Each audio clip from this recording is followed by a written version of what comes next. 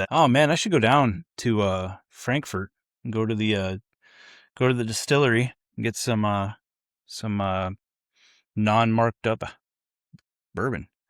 Not that far from. I'm probably hour and 20 out of Frankfurt. Yeah, bring something up. Bring something good up. You should. Did I tell you about the prices in New Orleans at it's called the Sazerac House? It's like a official distilling place of Buffalo Trace, but I was able to I've get had it. Eagle Rare for like $60. Yeah, They had I've had that Sazerac something. I've had one or two of them. yeah, it's a whole bar dedicated to. It was where they originated it, whatever, but it's owned by Buffalo Trace now, and so I was able to get Colonel Taylor and Eagle Rare, my good friend Eagle Rare, for like seriously discount price. Yeah, I got Wholesale. I'm gonna try this OBSK Four Roses single barrel today, so we'll see how that kicks. Looks like apple juice. Yeah, I don't should be. I don't know what the difference between this and the traditional one is, but it's 50%, so that should be exciting. What does OBSK stand for? I don't know. YouTube it or Google it.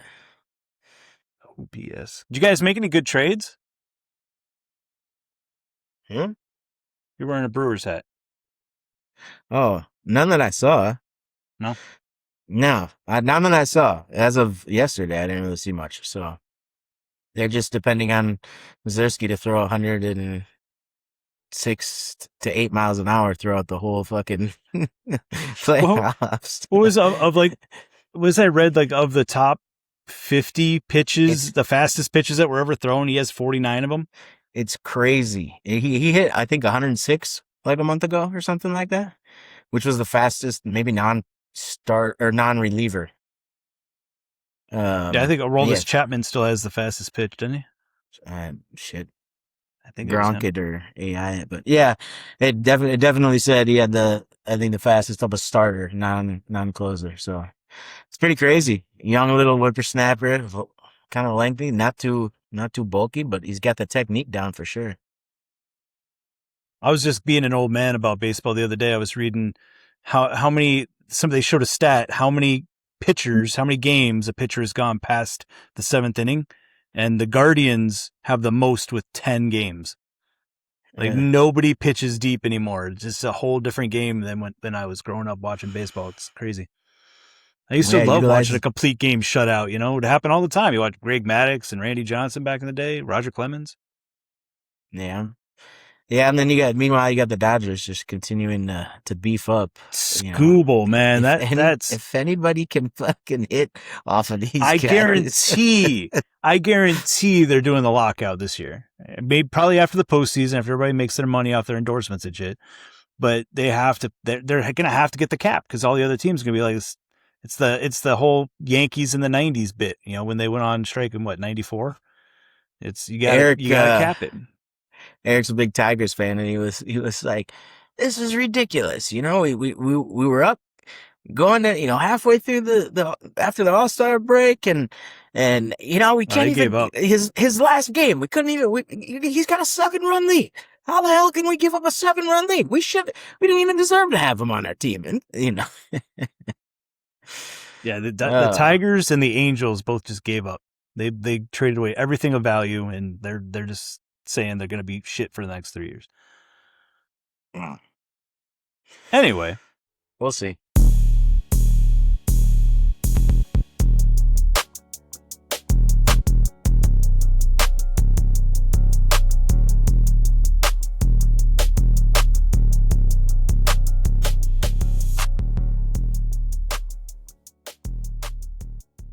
All right. Well, welcome everybody to the Wild Wild West, state that's untouchable like Elliot Ness. No, this is Raising Spirits, your resource for random business information. I am one of your hosts, Will. This is another one of your hosts. That's Nate. Nate.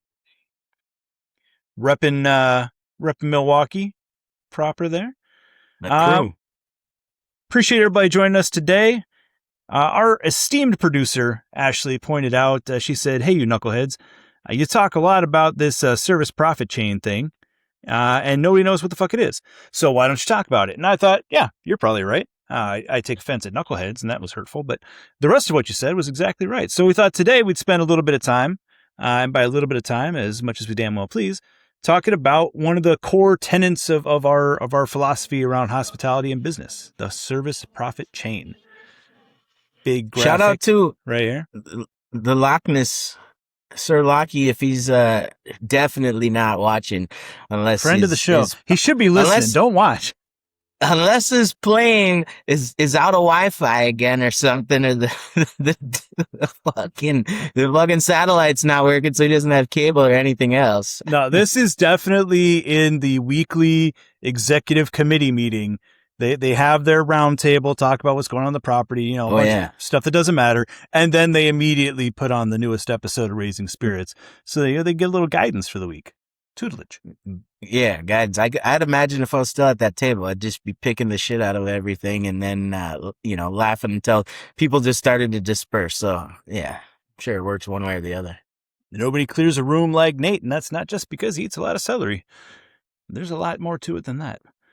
So shout out to Scott Lockie, friend of the show. Definitely a big proponent of the service profit chain, coming from the Harrah's Caesars enterprise back in the day. I think things are much different now, but when I was coming up and when Nate was coming up, it was a big part of the brand and the philosophy for some of the top guys.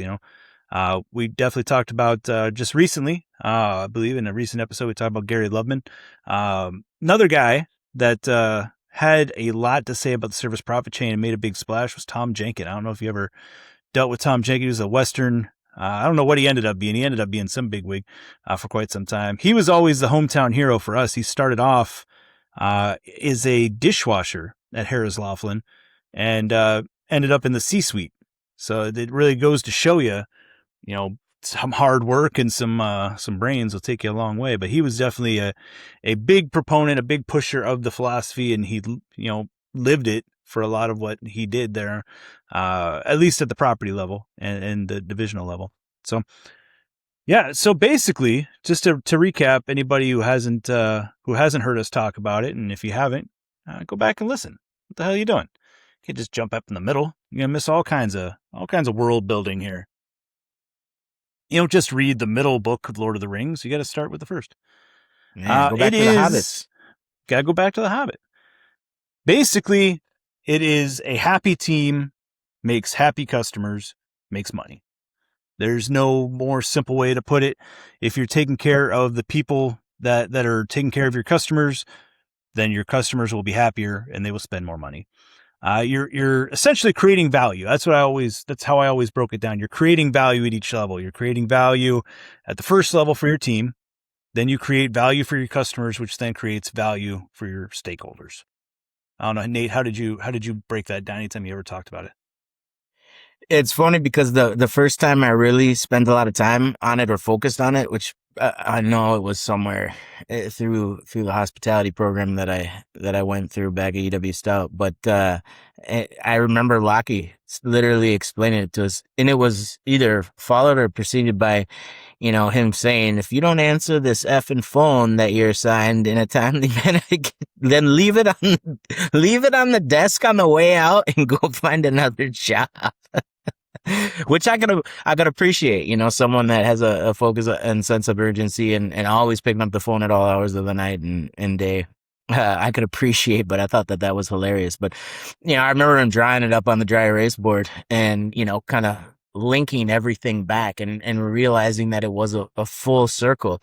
And the first part too, as a team member and a leader, I'm saying, hell yeah, focus on us, right? That's what you want. And I've always been a big fan of, culture and having a good environment for your team to work well on, having that great team unity, knowing everybody's going to fight for each other to get the job done. And so all that stuff, made sense. And then he started linking into the next thing. And once it made it, way full circle, it really made sense, I guess. I was just focused on one portion of it, but seeing that there's all these different components of it and separate, you might think, oh yeah, that's kind of important. But when you could see how it was all linked together, that's when it kind of a little bit of an epiphany went off and said, yeah, I can get behind that.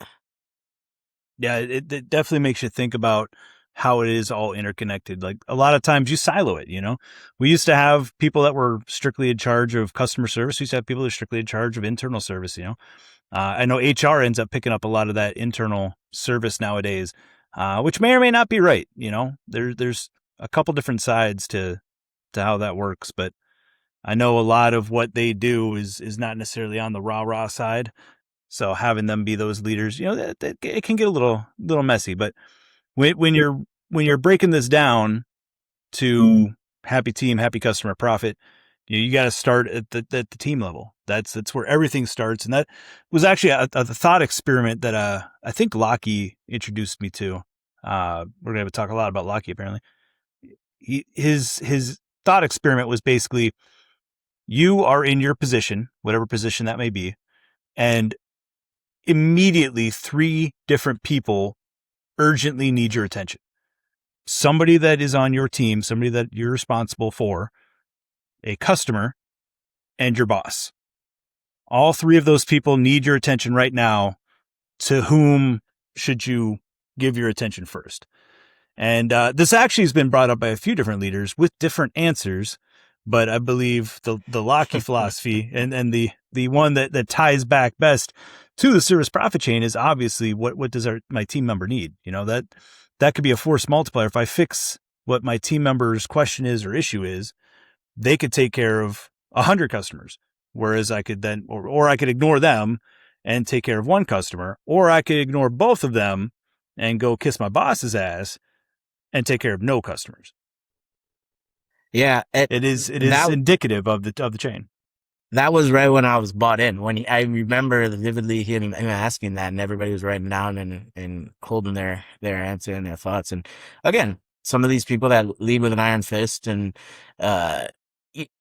would expect, or the team members throughout the room expected them to say, your boss, your boss, your boss. If you remember how many answers were your boss. Mm-hmm. And again, that's when I was bought in when he said, your team is who your focus is on. And I know he always had that open door policy, to his office. And, again, I think that the importance of that, of your team feeling welcome and that you have time for them. You will always put aside what you're doing, finish that note email on the computer, and then give them that time of day, and that you could walk in and you didn't have to sit and knock and feel uncomfortable and wouldn't go to them.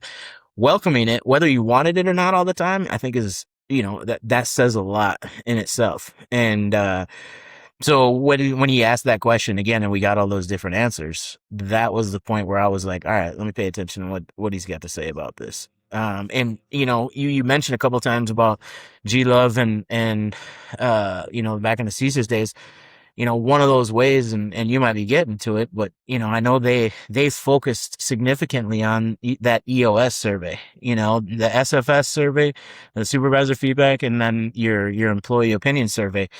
And ultimately your raise was tied to that. And it never should have been a popularity contest, and you can't, just like with your kids, well, you wouldn't know, but it's like with your dogs and cats, like you can't just be their friend, like you have to have their greater kind of good at mind all the time, even when it's making them mad and upset and telling them to eat their vegetables and, wash their hands and stuff. And so I think that portion of Caesars where they had that figured out, right? And they've been in the game for a long time. And, from new supervisors, requiring them to have those 360 surveys, to really get to know yourself. And again, you got to know that just like with every department and everybody who wants to improve, again, you got to be willing to know that your baby's ugly, right? And that you can fix, you can get better, you can adjust. So hearing those things and seeing those things and reading those things are important. And not just from the team member perspective, and I'm sure, we'll get into it from the customer perspective, but that stuff that they did, and again, I don't always agree that it should have been tied necessarily to your raise or your performance, evaluation at the end of the year, because if you were truly being that good leader, again, you're not going to have a ton of friends.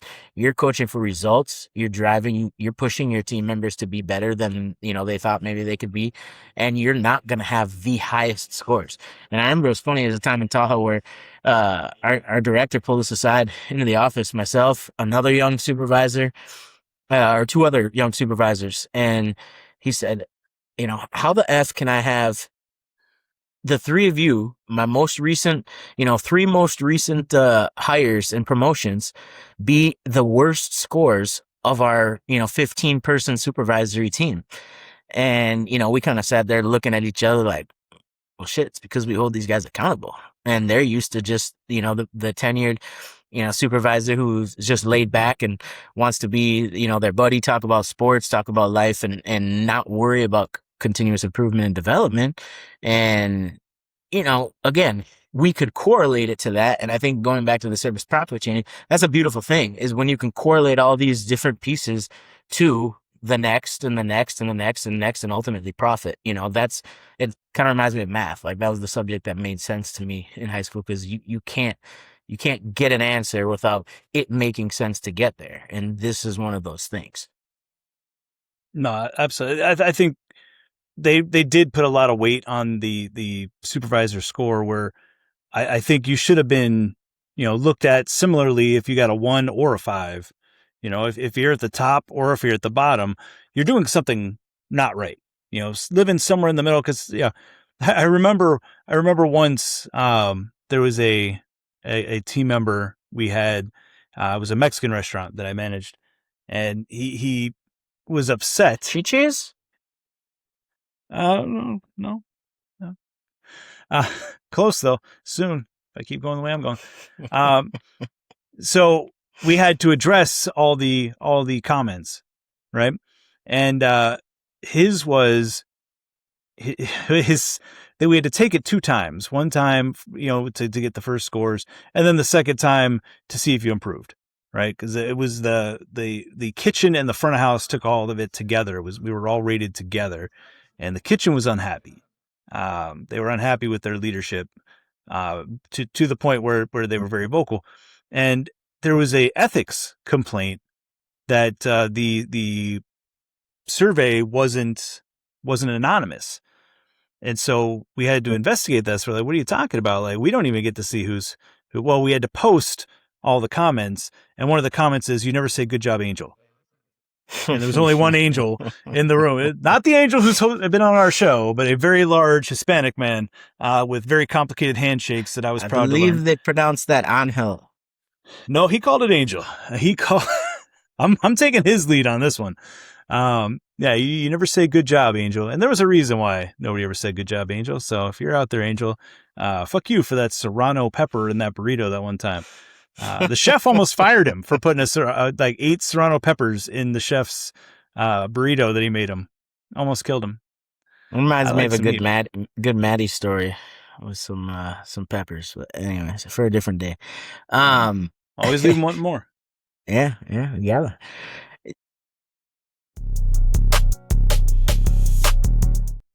Sometimes when me and Nate want to have a whiskey outside, we don't want to burn our bald spots. And that's where Sunsetter comes in. We're big fans of Sunsetter awnings. Their screens and shades are great too, but that awning keeps us nice and pale up top where we want to be. So, and it keeps our ice from melting as well. Our friends over at More Shade for Less have been selling Sunsetter products for almost 20 years now. Good friends of the show, good friends of everybody on it. And, they've got nationwide availability. We've got great salespeople over there that'll give you a good deal. And in fact, you head over to moreshadeforless.com right now. You get up to $350 off right off the bat on any of their awnings or screens. And right now I know they're offering up to $750 off on certain offers there. So check them out. They're good friends of ours. They're going to give you a great deal. And they're going to get you the shade you need so that you're not melting your ice and bald spot stays nice and not cancerous, which cancer is bad from what I understand, but shade is good. And that is how I would sell this to a caveman. But instead, I'm selling it to you $350 off at moreshadeforless.com. That's MOORE shade the number 4 less.com. So I think again that survey itself and finding that balance is key because and also the receptiveness too. Again, you have to be willing to take that feedback and not necessarily immediately react to it, but digest it, consider it, and then implement some things that you could do because perception is reality, just like with customers, with your team. And so I think it's important to take that feedback, but so many companies don't do it. That is where, I was just going to get to a second ago was so many companies don't worry about that. And instead it's maybe a, best places to work survey that you're kind of, your arms twisted to fill out and you worry about that anonymity and, or autonomy. One of those two. Anyway. And everybody worries about anonymity because you somehow are calculated that you went in, what exact time you went in to take your survey to make sure that the voluntary survey is as attended as possible. So people do get a little squirrely sometimes. So you have to consider, the trust factor that this Right. isn't a gotcha. Right. And you're not doing it to jump through a hoop, to just to say it, to check that box off, right? You should be doing it because you want the answers, you want the feedback, you want to be able to correct or make moves off of it. And again, when it's forced down your throat to do all these surveys or make sure your team does all these surveys so we can get this rating or this ranking amongst all the companies, whatever state we're in, that's when you really lost the true focus and the reason behind it. I believe you can probably speak to this too, that, there was a leader at one point in time that their bonus was based off of the quantity and the percentage of those surveys that were taken. So again, as it trickled down the ladder, we were forcing our teams to take this to the point where it didn't matter what it really said. It was more of a completion percentage, and you had to have a certain percentage in order to qualify. And at the same time, that particular leader was also, observed filling out surveys just to ensure that that quota was met, so when you tie a bonus or a reward or something like that to like it loses the purpose. Like you have, and then the team sees through that, where you have to really be doing it for the right reasons, and that's when you're going to get the real answers that you probably don't want to hear, but that you need to hear, to improve. And I think back to Jack 21 when we there was a lot of feedback and things that went in from all the different property levels and supervisory and management levels, and okay, so that's one piece, and then can you got the information, then what are you going to do with it? Just like anything, you can measure it, but then what are you going to do with it? So that's so key, because you have to do it because you want the feedback. The feedback is the reward. Let me share some inside baseball on these fucking best place to work. Every city has it. Local publication will put it on. It is a sales pitch. They want you as a business to be on that list, because you will then buy advertising to say, hey, look, I'm the best place to work. There is such a low bar to being one of the best places to work. You have to buy in. You buy in and you get enough of the people on your team to answer the survey. It almost doesn't matter what the actual feedback is. There is such a low bar of success to it, and you get very little real feedback from your team on it, because it is all based around these vanity questions. If you're going to believe in the service profit chain, or believe just in be internal service, taking care of your team, you do the survey because you want the feedback. And good, bad, or ugly, you're gonna get. You're asking. It's just like sales. The most important thing you could do in sales, just like in leadership, is listen. And you can't listen if you don't ask a question. So you have to be willing to ask those questions and get the answers that come with them. Because if it's terrible, now you at least have an opportunity to make it less terrible. You could salvage. But if you don't ever ask, then you're just going to, you're going to sink without knowing why. And you'll probably open 10 more businesses after that. I think as a young leader too, I realized that was much more opportunity. And we spoke about it when we had Angel on the podcast that, I didn't want to think. I thought I was doing everything or as much things right as possible, following the book, what you should be as a leader and a supervisor and manager. And again, hearing some of that feedback, as much as you didn't want to hear it because you strived always to do things the right way, it was crucial in my growth. And then the more times I could listen to that feedback, from my team, and hear those kind of nails on a chalkboard at the time, I could then sit back, shut my door for a second and digest it and then say, you know what, I could see how that could come across that way. I could see how I have some opportunity in this area.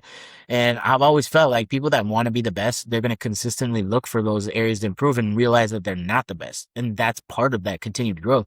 And until again, that point in time, probably in, 2017, 18, almost 10 years ago, that was when it really it was kind of another little epiphany to myself that as a leader, I got to listen to some of these and you got to take some of them with a grain of salt, right? You can't be reactive on every little thing. It has to make sense and you can't, again, be their friend necessarily, but you can listen to the feedback that they're giving and how they want to get coached and do they like public recognition and how again, your methods and what you're trying to do, what you're trying to drive from a financial perspective, how their work goes into that and how you could maybe make their job easier. All those little things, are incredibly important. And again, that's part of that internal service and taking care of your team. And, the sooner leaders can get over that hump of they're not perfect and everything you read in a book or everything you might have done at one property and one job or in one industry is not the key to the one you're currently in. And so I think that was a good lesson for me, middle on. No, that's how you build muscle is tiny tears. You need to take those little barbs and things because good, bad, like you said, even if it's something you're taking with a grain of salt, perception is reality. That person is still feeling that way. So whether or not you might be doing the exact right thing, but saying it the wrong way. Or you could be saying everything the right way, but not following up the right way. Whatever, you're missing somewhere in the process. You're missing something, and it hurts. It sucks to look at yourself and say, "Oh, I'm fucking up X, Y, or Z," and I didn't realize it. And it took somebody I'm supposed to be leading to tell me that. That sucks. But that's how you build character, and character's like muscle. You got to take all those little cuts and all those little tears, and eventually you get stronger and you get better. And you end up in a better place. Hmm? That's it. But it's about listening. Well, we haven't even gotten to the first step. I guess we're knee deep in it. Okay, so happy team. What does a happy team mean? Internal service, customer service for your team. Now that means a lot of things, and not a lot of what people think it means. Pizza parties and birthday cakes and shit. That's not what it is. That's part of it.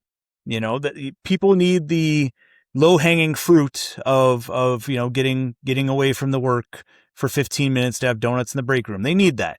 But that doesn't mean much. That's almost like an expectation that you don't sit at your desk and stare at your computer like a drone. But what internal service really does mean is proper training, setting people up for success, schedules that make sense. You're not bringing people in at different shifts and different days and split days off and all those things. Tools, making sure they have the tools they need. And that means having procedures in place to make sure that those things are kept track of. Appropriate structures. Do they know where to go when they have a problem with their paycheck, or when they have PTO that they need to ask for, or when they need to take a piss? Who do I talk to get things done? And who do they talk to? Where does the direction come from? Do I understand what we're trying to do? Do I know what the mission is? What we're trying to accomplish today? Because without that, you're just trying to accomplish getting through 8 hours so that you can go the fuck home. And sometimes it is that. But when you're doing it right, when you have good internal service, your team understands what you're trying to accomplish. And that's where you get to empowerment, and they feel appreciated. They feel empowered to make decisions. They start to take some ownership, and it's no longer ate and skate. It's okay. I'm working my shift, but it's time for me to go on break. but I'm going to make sure I finish a quality conversation or a quality interaction with this customer that's in front of me. I'm talking to my guy over here, about the score, but I'm going to make sure as soon as I see somebody walking up 10 feet from where I'm standing, I'm going to break that off. I've been running into all kinds of shitty customer service in the South this year, man. It's been incredible how many people don't even look up when you walk up to the hostess desk or wherever you're at. That they're just having a conversation with their backs kind of turned. Like nobody pays attention to that stuff anymore. It's amazing, but that's the kind of thing that people do when they feel appreciated and empowered, and you have a high level of employee satisfaction. They start to take that ownership and that stewardship of the business. Now, what does that mean for the business? That means, you have less absenteeism. You have better, obviously, customer service, which we'll get to. And more importantly, or maybe not more importantly, but just as important, you have higher productivity, and also something that Nate is very passionate about, lower turnover. You got higher retention of team members. Why don't we pitch it over to Nate to talk a little bit about turnover? Because it's getting harder and harder for him to do it without rolling over on his earbud. Yeah, key factor and it's actually probably one of the key indicators if you don't have good internal service is having an abundance of turnover. And again, the companies that do care, well, they know that, again, it's a good measurable to correlate with a happy team member is understanding what that turnover is in the company, how those leaders and managers are developing, keeping people happy and keeping people in that job, but also promoting from within. So that's one step. Again, is if you like a business and company to understand that turnover is something that should be measured on an annual basis, on a regular basis. But again, then two, it's what you do with that information, and can you realize that, hey, we have some opportunity here.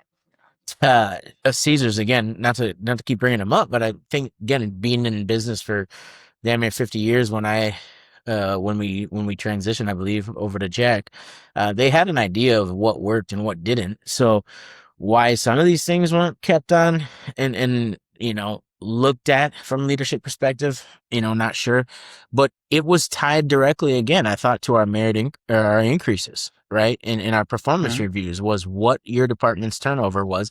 And I remember in Tahoe at a point in time, we were like less than 3%. And again, the average team member was probably, 15, 16 years in. And as we know, you have to be doing something right in order to keep team members that long. You have to have a great culture, great internal service, as we're talking about. You have to pay decent, right? And you have to be continuing to develop, and team members have to feel that their greater, cause and future and goals are in mind of their leaders and their managers, so that knowing that you're a piece to the puzzle of them getting there, right? So it's not always one of or all of the three, a lot of times it's maybe one or two, but a handful of them got to be pretty decent usually to keep team members there. And so those companies that look and analyze their turnover, it's great. It's a great tool. But then again, what are you doing with that data that you're collecting, and how are you making changes and adjustments? Because the cost is one of the biggest things that we identified from a turnover perspective is detrimental to a company, right? It's not just having low, just that low feel of from a team member's perspective, the desire to stay as part of that team and want to work and thrive in that environment. But it truly affects your bottom line, because as they're not happy, and as we speak of the service profit chain, your customers oftentimes aren't getting the service in which that they should, because they're doing it, again, they're jumping through hoops, they're checking boxes in their job and in their role, as opposed to doing it with a passion and a purpose.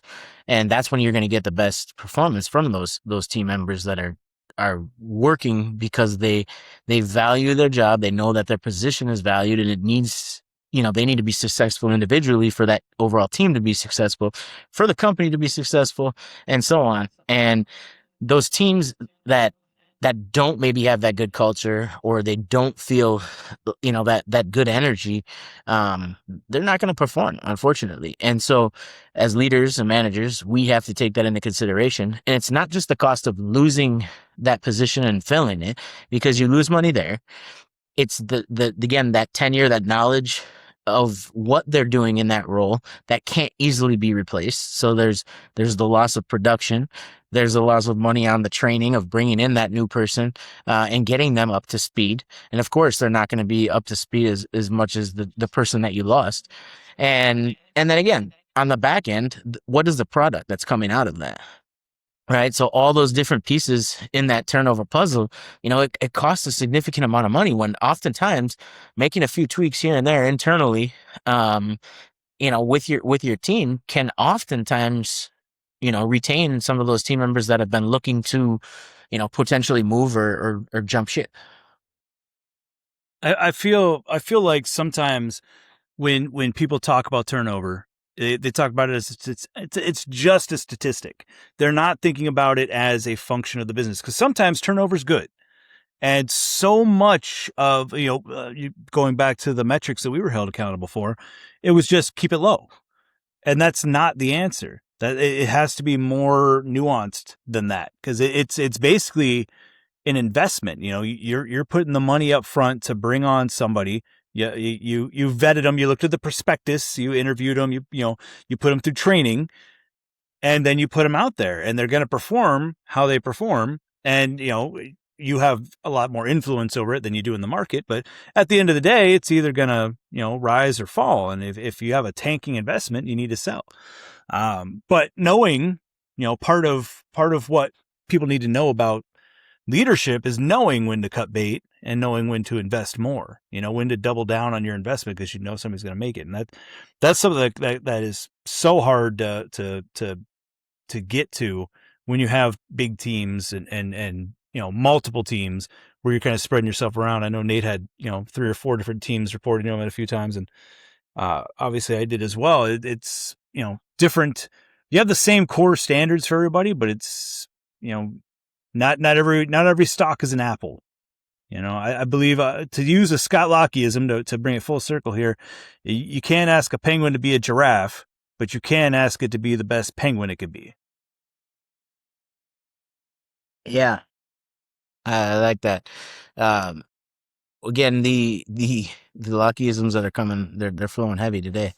But which reminds me of another time that I called them out on something in one of our quarterly meetings, and that right there, everybody, I wasn't sure how he was going to take it. I thought he was going to ask me to leave the room and not come back. Return my phone at the counter. We were down at I think Progressive Field half the day, and then ended up at a Loft Hotel, and I was expecting that. And he said, that right there, everyone, that's managerial courage right there. That's what I'm talking about.